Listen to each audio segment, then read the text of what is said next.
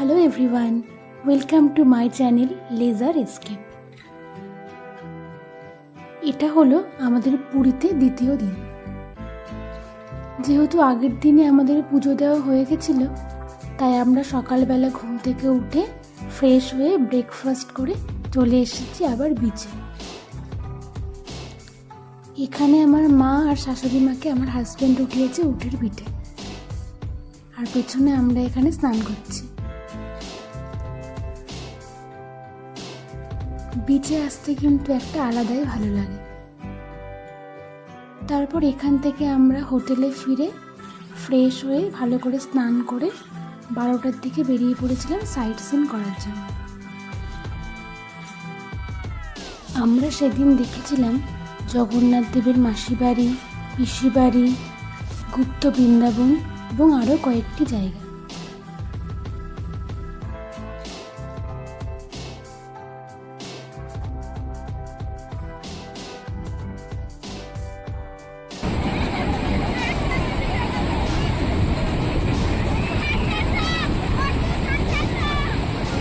Video করছি বলে আরেকটু দৌড়াচ্ছে। ছোট ছোট ছবি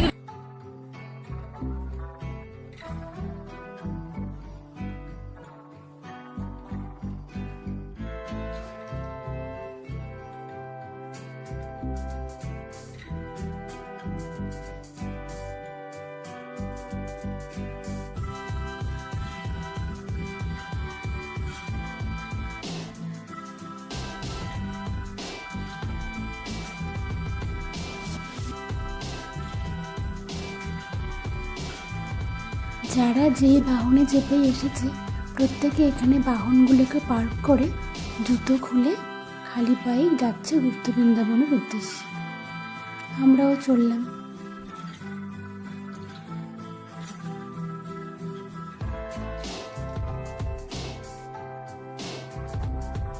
ওয়েদারটা ছিল কিন্তু খুব ভালো, না রোদ ছিল আর নাই বৃষ্টি।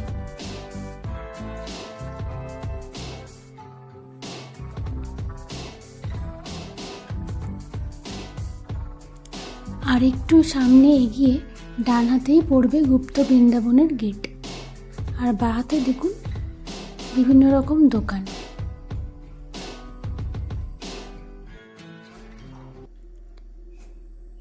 আর আমাদের মেয়েদের যা হয় আর কি, কেনাকাটা করার স্কোপ পেলেই সেখানে একটু দাঁড়িয়ে পড়তে হবে।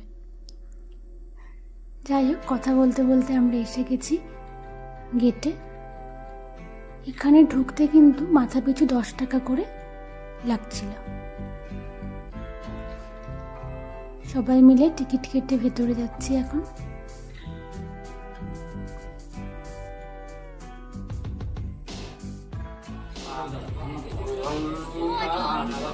জায়গাটা কিন্তু বেশ লোকজনে জমজমাট। ঢুকেই দেখুন জগন্নাথ দেবের দর্শন পেলাম।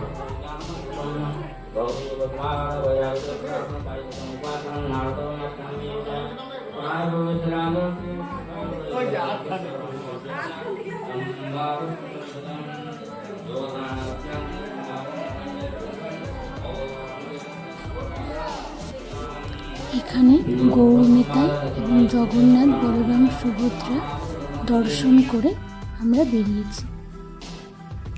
বাদিকে দেখুন মহাভারতের যুদ্ধের সময় ভগবান শ্রীকৃষ্ণ অর্জুনকে যে বিশ্বরূপ দেখিয়েছিলেন সেটা কি সুন্দর করে এখানে ফুটিয়ে তুলেছে। যত আমরা সামনের দিকে এগোচ্ছি দেখা পাচ্ছি কিন্তু আরও নানান দেবদেবীদের। ডান দিকেই দেখুন বাগদেবী সরস্বতী।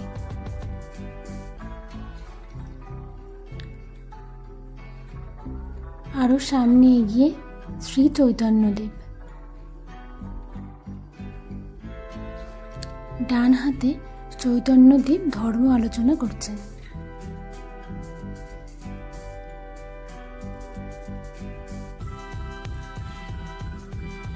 আরও সামনে আছে গৌর এবং নিতাই।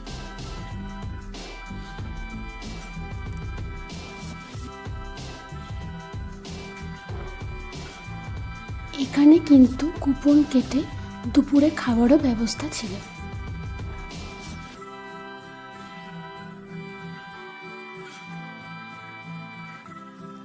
আরও কিছুটা সামনে এগিয়ে দেখলাম বিশাল আকারের বজরংবলী।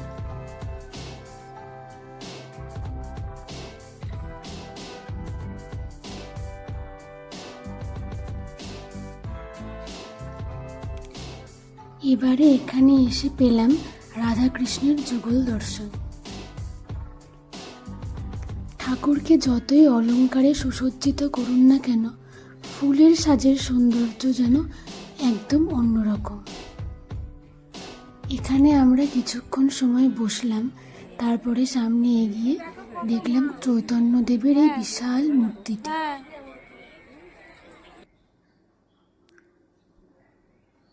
এখানে অনেক রকম মাছ, দেখুন খাবার দিলে মাছগুলো আরো সামনের দিকে এগিয়ে আসছে। আরো অনেক কচ্ছপও ছিল।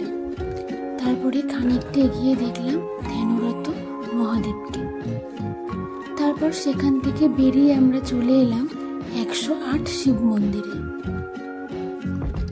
মন্দিরের ভেতরে ঢুকে ডান হাতে একটা ঘর দেখতে পাচ্ছেন, ওটা ছিল বিভিন্ন রকম পাখিতে ভরা। মন্দিরের ভিতরে যেহেতু ক্যামেরা এলাও ছিল না, তাই আমি আর পাখিগুলোকে আপনাদেরকে দেখাতে পারলাম না। আর 108টা বিভিন্ন রকমের শিবলিঙ্গ ছিল, সেই শিবলিঙ্গগুলোকে আমি দেখাতে পারলাম না। তারপর সেখান থেকে বেরিয়ে আমরা চলে এলাম জগন্নাথ দেবের পিসির বাড়িতে। পিসির বাড়ির চারপাশটা যে কি সুন্দর, চারিদিকে জলের মাঝখানে এই ছোট্ট মন্দিরটি। এখানে ঢুকতেও কিন্তু মাথা পিছু 10 টাকা করে লাগছিল।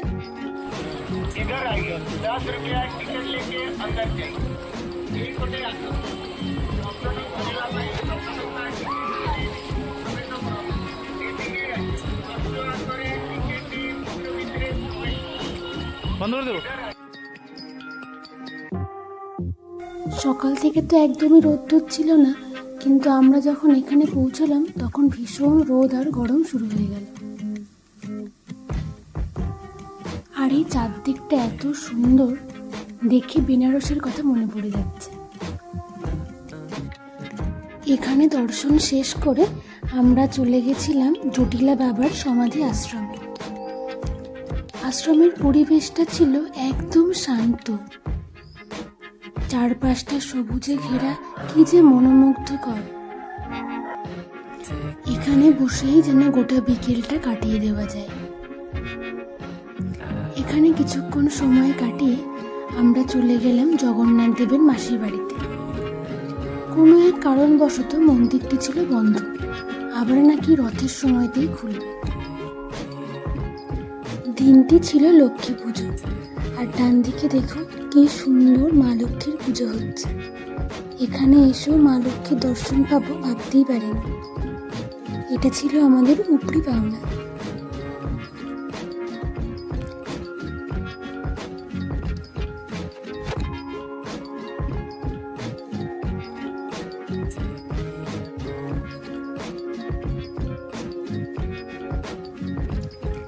এখন প্রায় 4টে মতন বাজে, আমাদের লাঞ্চ হয়নি, কারণ যেহেতু অনেক মন্দিরই 4টের সময় বন্ধ হয়ে যায়, তাই আমরা আগে ঘোরাটাই কমপ্লিট করে নিলাম।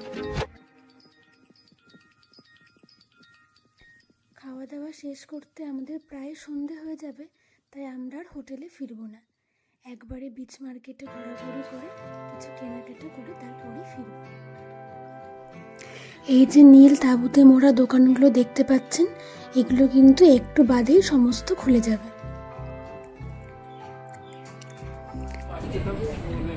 এখানে সবাই মেনু ডিসাইড করছে কে কি খাবে। তারপর খাওয়া দাওয়া সেরে আমরা যখন বেরিয়েছি তখন প্রায় 5টা বাজে। এই যে সেই স্বর্গদ্বার, মহাশ্মশান, এর সামনে থেকেই কিন্তু মার্কেটটা শুরু হয়ে যায়। আমরা এখানে গেলাম, কিছু কেনাকাটা করলাম। কী কী কেনাকাটা করলাম সেগুলো যদি আপনারা দেখতে চান তাহলে কমেন্টে অবশ্যই জানাবেন, আমি একটা ভিডিও করে দেব। কিছু কেনাকাটা করি আর নাই করি, এই বিভিন্ন রকম জামা কাপড়, চাদর, ঠাকুরের বাসন, বিভিন্ন রকম দেবদেবীদের মূর্তি, এগুলো দেখতে কিন্তু ভীষণ সুন্দর। এটা কত? হ্যাঁ, দাম একটু বলে।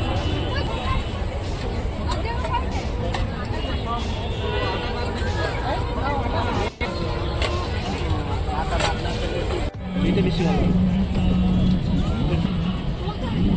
আরো তো ইচ্ছা একটা, তুমি নিবা?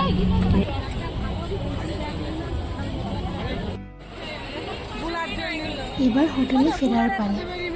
ওখান থেকে দুটো টোটো নিয়ে আমরা যাচ্ছি হোটেলের উদ্দেশ্যে। সবারটা সেম না, তাহলে কার কি করতে কিনছিস? সেম না তো?